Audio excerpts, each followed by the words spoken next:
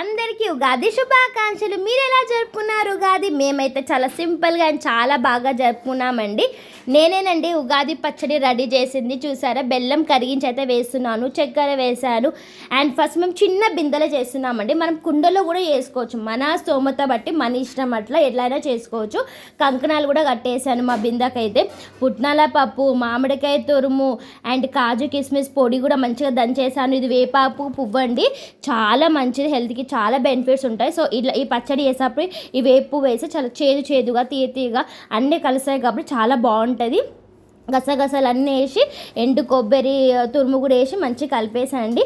మీ నా వీడియోస్ని like, share and subscribe చేయండి. కింద కమెంట్ కూడా చేసేసేయండి. ఇలా ఉగాది పచ్చడి రెడీ చేసినాక దేవుని దగ్గర అయితే తీసుకొని పెట్టేశానండి. ఇప్పుడు చక్కెర అంతా కరిగినాక బాగుంటుంది తాగుతప్పుడైతే. ఇప్పుడైతే మనం భక్షాలు రెడీ చేసుకుందాము.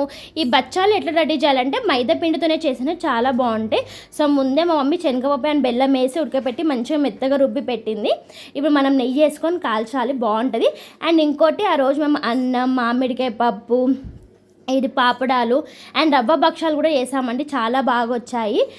మీరు కూడా ఇలాంటి వెరైటీస్ ఏమేమి చేసుకున్నారో నాకు కింద కామెంట్ చేయండి. సో ఇప్పుడు నేను తింటున్నానండి. మంచిగా నెయ్యి వేసుకోవద్దు, నెయ్యి పోసుకొని తినాలి ఈ బచ్చాల మీద, అప్పుడే రియల్ టేస్ట్ అనేది మీకు తెలుస్తుంది. ఈ బచ్చాలు మనం పప్పులో మంచిగా కలుపుకొని తింటే అయితే ఆ స్పైసీ